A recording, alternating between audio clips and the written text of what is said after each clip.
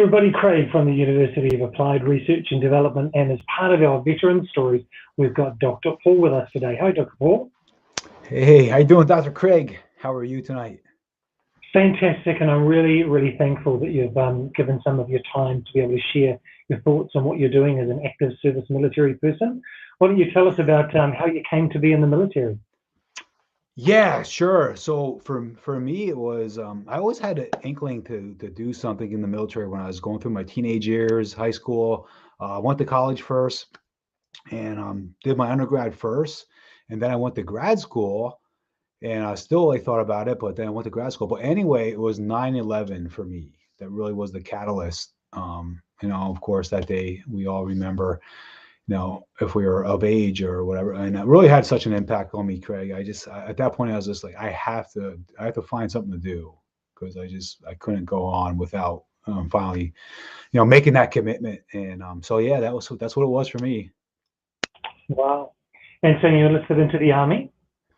I did. Yeah, I did. I was in grad school at the time, and I actually did a 2-year ROTC commissioning program. And so you're probably familiar with it, right? Well, okay, one of the commissioning sources. And I was doing my graduate work. I actually was finishing up my master's degree, and I had no plans to do a doctorate degree at that time. No plans. And then I got a 2-year scholarship from the ROTC through the Army. So I had to figure something out. I was like, they were like, oh, well, you could do another master's.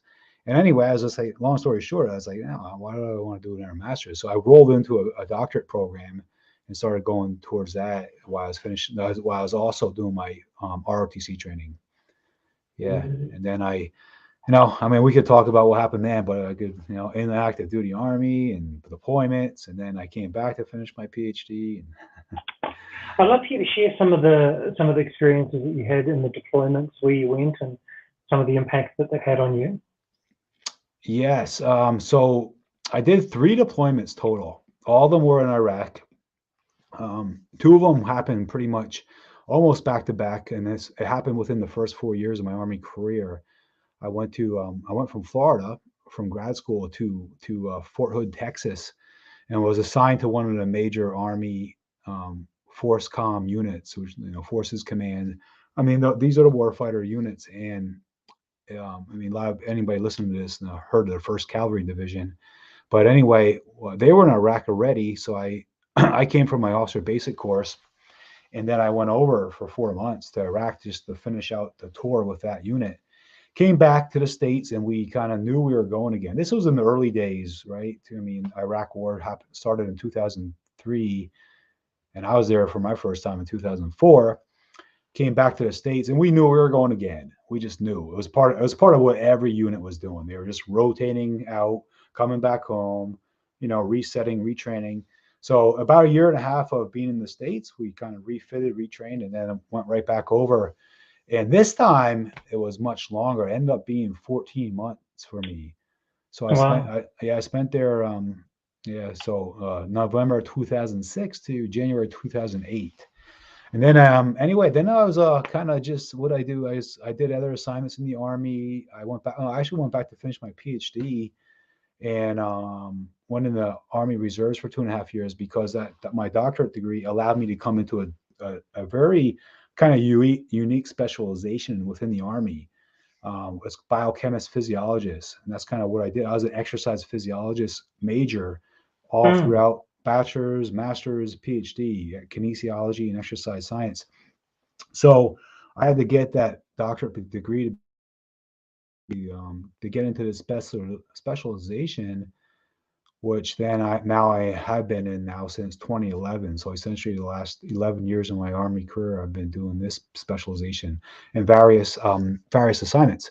So, well, that was my first 2 tours in Iraq, and my last one came about, we're going almost on 5 years now. 2016, like 4 months. It was only 4 months. So it's like fall 2016. I got back in early 2017, and that one was when I was with an intelligence agency. Did an assignment there. So we went. It was in northern Iraq on that one. So yeah, all 3 in Iraq. Craig is got to know that country pretty well. Wow.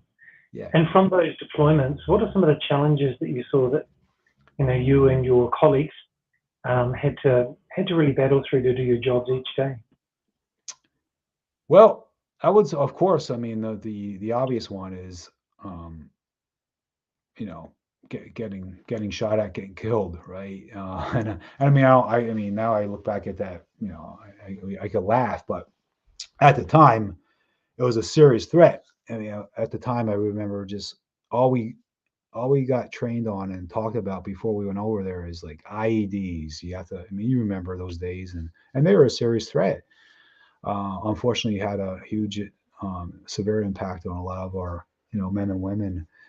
Um, and then that's all you heard about. So it was, and I mean, I didn't go out on the road a whole lot, but it's just one of those things you had to avoid. So that was like a stressor, of course, was that, and then also just knowing like you could get attacked at any time. So that are the obvious ones. Then the other ones that are you deal with every day is, I mean, you got your job. I mean, when you're in a deployed environment, you're just essentially working. That's it. I mean, 12 hours on, 12 hours off. That's it. 7 days a week. So sometimes you deal with a little bit like I guess you want to call it I don't know, a little bit burned out. You're burned out. You're a little bit stressed a little bit. So Mm. that's some things that we dealt with and fellow soldiers of mine dealt with. And then of course it was missing the home front, missing your family, missing your friends back Yeah. home, and just dealing with that. And then of course an added stressor was when there's and there's various things that could happen. But when there's a stressor back home and you're over across the Atlantic Ocean, there's only so much you can do, and that kind of could, Mm. you're not there. So there's some of the things that we dealt with. Yeah. And over this 18 years that you've had in the military so far, you've developed quite a significant work with mindset. And I wondered if that was as a result of some of the things that you had seen and experienced and wanted to grow in yourself. And now you're growing in other people as well. Yeah. You said mindset, right? Mindset, yeah. Yeah. Yeah. So definitely. I mean, yeah. So many. I mean, I think our experiences are our best thing that really kind of toughen us up and shape us who we are, right? Um, and then of course I believe that I mean mindset is huge, and it's if you could challenge yourself and overcome some of the things when things get tough and just mentally put yourself there and just fire through it, like go through it and build up that resiliency, so to speak. I mean it just does wonders for you. I mean in all facets of your life you could enhance all different facets, because when you kind of went through that conditioning and that toughening Mm. where you've been through it, and then it's like okay, now you go to the next challenge and like you're like, oh, this is easy compared to what I've been through, that kind of thing. So yeah, I mean I'm so grateful for the experiences I've had. They taught me so much. Tell us about the work that you're doing and you're establishing, your seems to be like your own practice as Dr. Paul, and this is part of your preparation to transition into civilian life. And I know that other people who are active service personnel must be thinking, what am I going to do? What am I going Yeah, to do when I get out of the civilian world? yeah, it's a great question and so many people ponder that and they don't really know. um, for me, I mean, I know exactly what I want to do, and I'm starting that process now. I have about 4.5 more years in active duty service, and then I could retire from the Army. But I'm building what I want to do right now. I'm working towards that. And I mean, I recommend anybody listening to this do the same thing. Find your passion or whatever it is, and just start. I mean, it does. You cannot. There's no early. You can't start too early. You start working towards that dream, that goal, whatever it is you want to have. Maybe you need another degree or a graduate level degree, whatever it is. My advice is to start working towards it, because for me, I love working with people. I mean, I love health and fitness my whole entire life. Health, fitness, nutrition, everything that comprises all that. I've been in it my whole life. I mean, I started when I was like 12 years old, and just kind of worked up from there. Now I'm 47. I still love it, but what I really want to do is really help people um, really change so they could be live a quality life and be very effective at what they do. And I particularly like, working with dads right now because, of course, I'm a dad and I understand that role. But I think, showing up as a very, you're a dad and your work for your family, and it's a leadership role in that. And I've had so much leadership experience, so I just like to help that type of person. And so working with dads, and I know that you're also working and enjoy working with executive leaders and helping them get into their best shape possible, I would imagine, Sure. physically and mentally. What are some things that you would encourage leaders to do to get themselves into their best shape? What are some of those things you work on? So to get into shape, well, first of all, of course, you have to get the structure and habits and systems in place, and just, I guess, a part of that too is really knowing what to do, because there's so much out there. And this, I see this a lot with people. They're confused and they're frustrated with trying different things and programs through the years, diets or whatever, and just, having a little bit of success, but then it comes back, the old habits come back and they continue on their old ways, and they get, and a lot of us, I mean, we, as life goes on through our 30s and our 40s, we get families, we get jobs, we get busy, we have kids, Mm.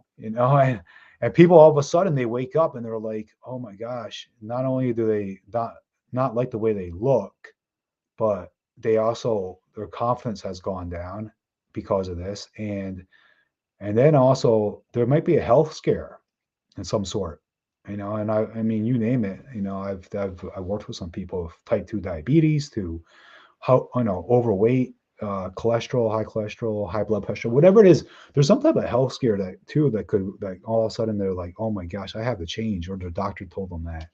So what we do is, I mean, as long as you're very efficient in knowing exactly how to implement the right type and amount of exercise, because that's like the metabolic catalyst, and then knowing exactly how to utilize nutrition, food, to make it work for you, to control your hormones, and also teach your body how to, recover well, and then also how to utilize fat. And then you do this through carb selection. So there's just like a couple of things where I teach, but the point is, once you create these habits and that structure, everybody I've worked with that implemented it, start feeling better first, and then the weight starts coming off, and they feel stronger, and they're in, the size clothes are dropping, all that say. So it's just about creating that, knowing, you gotta know how to do it first, knowing exactly what the right plan, but then applied knowledge then, right? That's the second part. Yeah. And you said that did you say you were 47? I am. Yeah. 47. And so for 47. people No at hair. your stage, I'm 50. We both look like we're in our 30s, but it looks good Yeah. to see them. Yeah. Yeah. Yeah. You look great, man. Thank you so much. Keep talking. Keep talking. People who you are you our still stage, you still got hair, man. So you're doing way better than me. the love of my life, gives me my hair. But, for people who are at our stage of life, maybe people particularly who are coming towards the end of their military career, or maybe they're thinking, do I need to change careers right now? I'm at this midlife point. What are some key points that guys like us need to pay attention to? Mm. Well, we're just talking about what's the next step for us, right? Is that what you're saying? Yeah. What are some keys? So, well, first of all, you gotta take stock in where you're at right now in life, and I mean, of course, I'm coming from a health and fitness perspective, but it is crucial. I mean, the first stock is, um, if you have a family, okay, can you support them, and then do the necessary things that put yourself in that place. Like I mentioned, whether it be whatever you need to do to get yourself to your next goal in your career, or if you're starting a business. But throughout all of that, if you don't have that health and fitness, like, that's like your foundation. Mm. I mean, it really is. I mean, if you don't have that in place, somewhere along the line, something's going to kind of like get tweaked in the wrong way, and it's going to, you're going to go off the rails a little bit. And it could happen earlier or later. I've seen it happen in younger people, unfortunately. I mean, younger, like late 30s, early 40s, that people are just going down a really bad road. And here's the thing, your quality of life at that time could be so much better, and it could be actually be affecting your job performance, and Mm, it could be keeping you for doing your best at your career or your business or whatever. Because I mean, if you're not firing on all cylinders physically or mentally, or at least doing the best that you can be, your potential, then you're missing it. So having that foundation of health and fitness first, I think it not only does it help you in all other areas of your life, but we're like going back earlier, like it creates that mindset and that discipline within yourself. Because if you're dedicated and disciplined enough to kind of like get up in the morning, go to the gym before your day or whatever it is, whatever whatever you train, you're still getting that discipline in. You're disciplined into your nutrition, and you're taking care of yourself. So that carries yeah. over. It carries over into other facets of your life. I wanted to ask you about three things. So I'm up at 4 on Wow. behalf of all of the 50-year-old guys. I'm up at 4 and I go to the gym and then have been dabbling with intermittent fasting. So I eat later in the day. So I might Okay. eat early afternoon till the early evening and have a feeding window. And keto worked really well with me when we were living in Indonesia. It suited my metabolism, my system. It worked well. What do you think about the best time in the day to go to the gym? What do you think about intermittent fasting? What do you think about keto? Yeah. Yeah. All good questions. All loaded questions. No. So the time at the gym, I think, is great. I personally, I've trained on a lot of different times of the day throughout my life. Um, Whether I mean, right now I'm an early morning person like you. I don't get to the gym till about 6 because I'm commuting into Boston right now for my fellowship through the Army. And but I mean, 5 a.m. or 4:30 a.m. whatever you train, that's great. And there's absolutely nothing wrong with that time of the day, because unless it affects you in some way. And what I mean by that is, like, okay, if you're training in the gym at 9 p.m. or 9 or 10 p.m. and your bedtime's 10:30, right, that might be a problem, right? Because it's kind of messing with your sleep. But I've trained when I was deployed, I trained at 2 a.m. because I actually worked night shift and I was up all night, and I trained at 2 a.m. I trained at 5 a.m. or well 5:30, 5:30 is probably early, 6. I trained at 11 a.m. when I worked a job one time where I was at a fitness center working. I was trained after work at 5 p.m. already. So it doesn't matter. I would say it's when, of course, it's when you can fit it in. The busier your life is, and you've had family like myself with 3 little kids right now running around, you got to fit it in whenever that block of time you have. I don't know what it could be 3 in the morning sometimes, right? Who knows? But as long as that works for you and you feel good and you could actually get a good workout, and time of day doesn't matter. That's irrelevant. Irrelevant. Okay, going to the other two: intermittent fasting and keto. Two very hot topics, hot diets that some people like them, some people don't, depending on who you talk to. And so of course, one of them, I actually did some. I just wrote some articles on both of these here recently, and from what we know from evidence based research, intermittent fasting is like, again, I have no, whatever you like to do, and if it works for you, that's great. That's the number one thing, is if you could follow something that you like and it's getting you results and it's sustainable, Mm, then that's awesome, right? Then the problem comes in when these things aren't sustainable, because then people go back into their old ways and they don't maintain the results. So intermittent mm, fasting, what we know from evidence, the research, is that essentially there's no difference between intermittent fasting and a controlled caloric intake that is also in a caloric deficit. So what I mean by that, so usually on intermittent fasting, you're in a caloric deficit, meaning that you're burning more calories than you're taking in on a certain day, right? And now mm, there's absolutely no difference in weight loss or fat loss, from what I remember in the research, that compared to a diet where you're maybe eating 5 or 6 times a day and it's still in the same caloric deficit. So right. if you took calorie per calorie in both plans, there's no difference. Now, I don't think the research has shown yet, but the one thing too with the times when you're eating more protein, it could be better for protein synthesis and regeneration of muscle because you're getting that in on a like maybe a little bit more consistent basis. And now Mm. this is like I don't know if the research is there yet or if they looked at that area, but there is that's kind of like some speculation. But yeah, there's I said I coming again. If intermittent fasting works for you and you have super busy mornings, you just don't eat, you're not a breakfast person, whatever it Mm. is, I mean that's fine. It's totally fine. Um, okay, going to keto. So again, keto. I've talked to a lot more people. I'm just putting out there because it's from my experience. A lot more people that did not like keto than I've heard than people that do. Now, of course, keto is a very, very low, if you do it the right way, it's a very extremely low carbohydrates, extremely low. And then it's more fat because you're getting your body into a state of ketosis. Mm. And so again, from what the research says on this one is, I mean, any diet you're on, first of all, if your aim is to lose weight, if you're taking in more calories and then you're burning, you're not going to lose weight.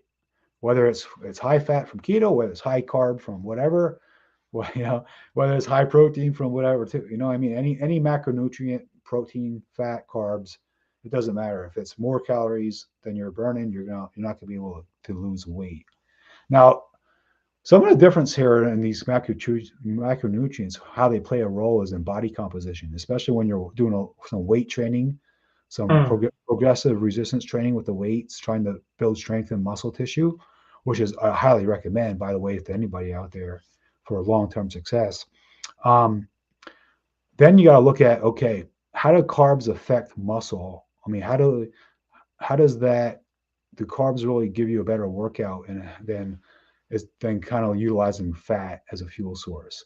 And Mm. that's where the difference where some of the research is showing that the keto may not be as good as if your goal is like performance and kind of maximizing body composition and muscle, then keto might not be the best because it's lacking so much carbohydrate.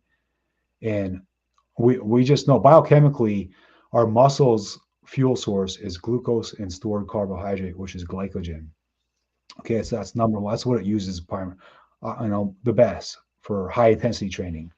So I mean that's what I got. I mean, that's just from what we know from evidence and the research on it, Craig. And again, people like I have a methodology what I believe in, and I teach people. But if somebody, like I said, somebody's was liking intermittent fasting or keto, and they're getting the results, then that's good. That's great. Yeah. So I hope that Mm. hope that cleared up or answered your question. Yeah, it's good. It's good. And I hope you don't mind. I got a free consultation there. I didn't intend to do that. It wasn't scripted. But thank Yeah, you yeah, for that. sure. You bet. You bet. And, Yeah, no problem. and for everybody else who's watching the recording, for our students and for veterans, active service personnel, the link to Dr. Paul's LinkedIn profile is in the show notes, and that'll be on LinkedIn. It's on YouTube. It's on Facebook. It's on Twitch.